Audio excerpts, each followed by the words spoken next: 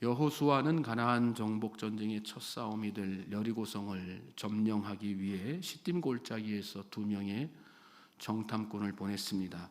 정탐꾼들은 여리고 성내에 있는 기생 라합의 집에 이렇게 숨어들게 되죠. 그러나 이러한 소식은 그들이 본격적인 어떤 정탐 활동을 시작하기도 전에 그만 발각이 되어서 여리고 왕에게 전달이 됩니다. 그 상황을 놓고 보면 인간적으로 우리가 바라볼 때 있을 수도 없는 일이고 벌어져서도 안 되는 그런 일이죠. 하나님께서 여호수아에게 명령하셔서 여리고 점령 계획을 이렇게 쭉 세워 온 것입니다. 그리고 시딤에서 정탐꾼을 보낼 때 여러분 여호수아와 이스라엘 백성들이 얼마나 철저한 준비와 기도를 했겠어요. 그런데 붙잡히고 말았단 말입니다. 어제도 말씀드렸지만 여기에는 하나님의 놀라운 계획과 섭리가 있었습니다. 하나님은 여리고의 기생 신분이었던 라합을 메시아의 계보로 미리 택정하시고 그의 합당한 믿음의 고백 또 믿음의 행동들을 그로부터 이끌어내시기 위해서 그리하여서 인류를 향한 하나님의 원대한 구원 계획을 완성하시기 위해서 이 상황을 만드신 것입니다. 하나님의 계획은 늘 그렇습니다. 우리 인간의 계획과는 전혀 다르죠. 하나님의 지혜 또 하나님의 경륜은 우리가 경험으로 지식으로 깨닫는 지혜 경륜과는 차원이 다릅니다. 우리는 내일 일을 알지 못합니다. 그렇지만 하나님은 수천 년 뒤에 일어날 일까지도 다 알고 계십니다. 그러므로 여러분 지금 여러분 앞에 펼쳐진 상황을 인간적인 눈으로 섣불리 판단하지 마십시오. 믿음의 사람은 뭘 보는 사람이에요? 보이지 않는 것을 보는 사람입니다. 믿습니까? 여리고 왕이 한밤중에 군인들을 보내서 라합의 집을 급습했어요. 그리고 정탐꾼들을 내놓으라고 아주 닥달을 했겠죠. 가서. 그러나 라합은 정탐꾼들을 지붕 위에다 다 숨겨놓고 군인들을 속였어요. 그리고 다른 곳으로 보냈습니다. 그러면서 정탐꾼들에게 내가 왜 이런 일들을 행하게 됐는지 그 이유를 밝히죠. 어제 우리가 본문 말씀 묵상했는데 말씀 보시면 너희가 애굽에서 나올 때 여호와께서 너희 앞에서 홍해의 물을 마르게 하신 일과 너희가 요단 저쪽에 있는 아모리 사람의 두 왕 시온과 옥에게 행한 일 곧 그들을 전멸시킨 일을 우리가 들었음이니라. 하나님께서 이스라엘 백성을 도와주셔서 홍해 바다에서 애굽 군대를 다 몰살시킨 그 일도 다 듣고 요단 동편에서 전쟁에서 승리하게 하신 그 모든 상황들을 다 들었다는 얘기죠. 그러면서 이 라합의 마음속에 하나님의 존재에 대한 두려움이 생기기 시작했어요. 그러면서 이런 고백을 해요. 너희의 하나님 여호와는 위로는 하늘에서도 아래로는 땅에서도 하나님이시라. 하나님이 정말 살아계신 분이고 하나님은 놀라운 능력을 가지신 분이시고 전상천하에 하나님 같은 분 없으시다. 그런 고백을 한 거죠.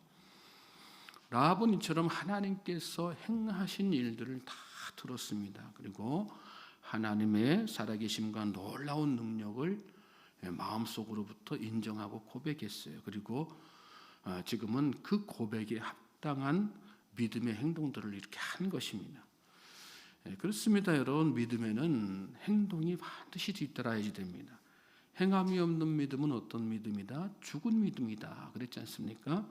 믿음은 들음에서 나가지고 행동으로 완전해지는 것입니다. 라합은 행동하는 믿음의 여인이었습니다. 그런데 놀라운 것은 이 행동하는 믿음으로 인해서 오늘 말씀 보니까 라합뿐만 아니라 가족 전체가 구원받는 그런 역사가 일어나는 것을 우리가 보게 되죠.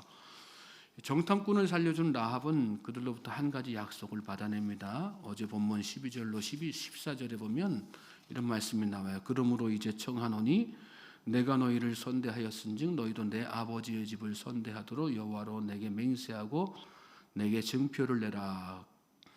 그리고 나의 부모와 나의 남녀 형제와 그들에게 속한 모든 사람을 살려주어 우리 목숨을 죽음에서 건져내라. 자기는 물론이고 부모 형제를 다 포함해서 자기 집안의 모든 식솔들을 살려달라 이렇게 살려준 것에 대한 대가로 이렇게 제안을 하는 거죠. 그러자 정탐꾼들이 대답했어요. 그 사람들이 그에게 이르되 내가 우리의 이 일을 누설하지 아니하면 우리의 목숨으로 너희를 대신할 것이요 여호와께서 우리에게 이 땅을 주실 때에는 인자하고 진실하게 너를 대우하리라. 우리의 목숨으로 너희를 대신할 것이요 목숨 걸고 살려주겠다 그런 뜻이죠.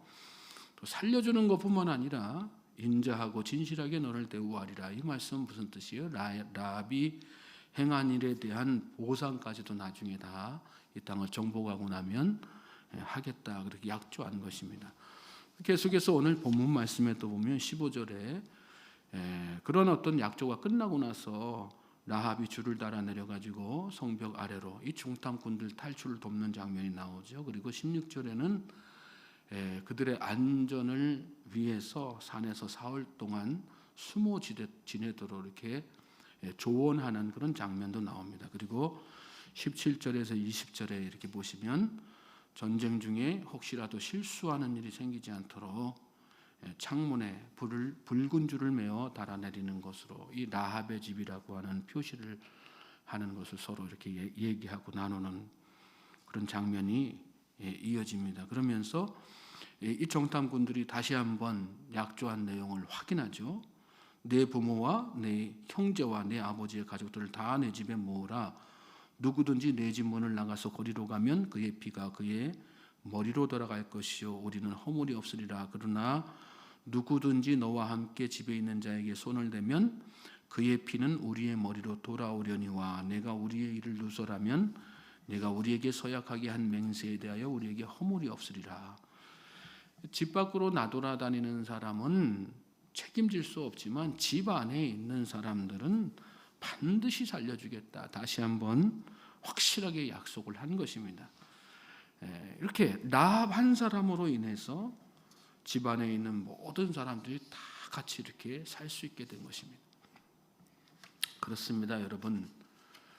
나 한 사람이 믿음으로 바로 서면 여러분 나뿐만 아니라 가족 전체가 다 구원받는 축복받는 역사가 일어나는 것입니다. 믿습니까? 주 예수를 믿으라 그리하면 너와 내 집이 구원을 얻으리라. 사도행전에도 그런 말씀이 나오지 않습니까? 그러므로 내가 믿음으로 바로 서는 거 그거 정말 중요한 것입니다. 내 믿음이 완전한 믿음으로 나아갈 때 여러분 가정 안에도 완전한 구원의 역사가 일어나는 것입니다. 행동하는 믿음이 진짜 믿음입니다. 라합처럼 행동하는 믿음이 될 때 라합의 이 행동하는 믿음이라는 어떤 믿음이에요? 목숨 걸고 생명 걸고 라합이 정탐꾼 숨겨주고 군인들을 속인 게 여러분 발각되었다고 가정해 보세요. 여리고 왕이 그냥 두겠습니까? 3족을 멸하죠. 능지처참을 하죠. 그냥 편안하게 죽이지 않습니다. 온갖 고통 중에 비참하게 죽을 수밖에 없는 거죠. 라합은 그 모든 상황을 다 감안해서 자기 목숨을 그렇게 건 거예요. 누구를 믿었기 때문에요? 하나님을 믿었기 때문에. 하나님 제 인생을 하나님께 바칩니다. 제 생명을 하나님께 드립니다. 저를 써주십시오. 그리고 그에 합당한 믿음의 행동들을 여러분이 한번 해보세요. 구원의 역사가 일어나지 않을 수 없습니다. 가정, 교회, 나라와 민족, 열방까지도 그런 역사가 막 일어나는 거죠. 우리가 부르는 찬양 가사 중에도 주의 꿈을 안고 일어나리라, 선한 능력으로 일어나리라. 이 땅의 부흥과 회복은 바로 누구로부터? 나로부터 시작되리. 다른 사람으로부터 시작되는 게 아니라 나로부터 시작된다는 말씀입니다. 이 사실을 우리가 분명하게 인식하면서 신앙생활을 잘 해야지 되는 것입니다. 다른 사람 때문에 내 신앙 포기하는 사람처럼 어리석은 사람이 없죠. 요새 교회 왜 안 나가? 아유, 그 교회 그냥 꼴 보기 싫은 아무개 집사 때문에 내가 교회 안 나가잖아 요새. 왜 내 신앙을 다른 사람 때문에 포기합니까? 다른 사람이 내 신앙 때문에 도전받게 만들어야지요. 마음을 다하고 목숨을 다하고 뜻을 다하여 주 너의 하나님을 사랑하라. 예수님 그렇게 말씀하셨어요. 너희들 예? 너희들이 믿고 있는 또 안다고 하는 율법의 핵심 내용이 뭐냐? 마음을 다하고 뜻을 다하여 주 너의 하나님을 사랑하라. 그거 아니냐? 신앙의 핵심을 가르쳐 주신 거지 않습니까? 믿음 생활을 어떻게 해야지 되는가를 바른 믿음의 길을 가르쳐 주신 거 아니겠어요?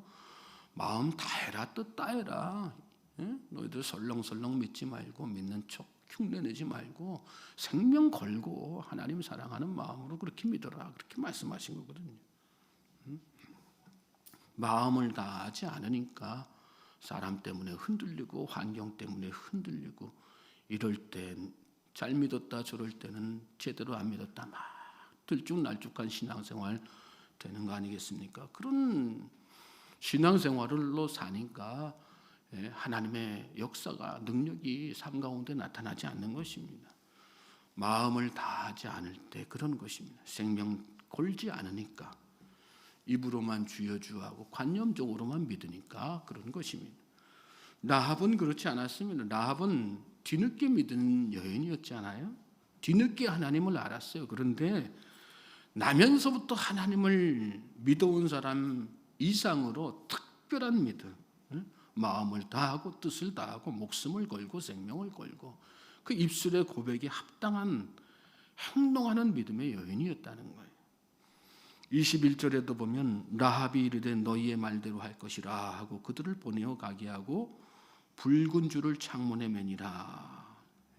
약속한 대로. 여기 말씀 보면 참 라합은 특별한 여인이었다는 걸 다시 한번 깨닫게 돼요. 이렇게 보내고 난 다음에 나중에 쳐들어올 때 그렇게 내려놔도 되는데 보내자마자 바로 즉시 그 창문에다가 붉은 줄을 매죠. 라합은 이처럼 즉각적으로 행동으로 옮기는 그런 믿음의 여인이었습니다. 그러니까 하나님께서 정탐꾼을 살리고 라합의 가족을 구원하시는 그런 차원도 넘어가지고 다윗의 조상 되게 하시고 예수님의 조상 되게 하셔서 인류를 구원하는 그 놀라운 일에 라합을 쓰신 것입니다. 하나님의 구원 역사가 바로 나로부터 시작된다. 그런 생각을 가지고 여러분 라합처럼 생명 걸고 주님 사랑하고 목숨 바쳐 삶을 드리는 그런 행동하는 믿음의 사람들이 되기를 위해서 기도하는 이 새벽 되시길 바랍니다. 저와 여러분이 정말 그런 믿음으로 나아가야 됩니다. 그럴 때 역사가 일어나는 거예요. 가정에 구원의 역사가 일어나고 나라와 민족, 열방의 구원의 역사가 일어나고 가정에 하늘문이 열려서 하나님의 놀라운 축복이 쏟아져 내리고 내가 속한 공동체 어느 곳이든 하나님께서 예비하신 축복이 나로 말미암아 나를 보시고 하나님께서 쏟아 부어주시는 것이 믿습니까? 오늘 이 하루가 저와 여러분의 그런 복된 날 되기를 다시 한번 주님의 이름으로 소망합니다. 하나님 앞에 간절하게 기도하십시오. 성령님께서 우리 안에 계신 성령님께서 도와주실 거예요. 나와 함께 계신 예수님께서 도와주실 것입니다. 내 기도를 도와주시고 내 소원을 위해서 대신해서 막 중보해 주실 것입니다. 믿습니까? 이 하루 그렇게 은혜로 사는 또 기도하며 나아가는 우리 모두가 되기를 주님의 이름으로 다시 한번 소망하고 축복합니다.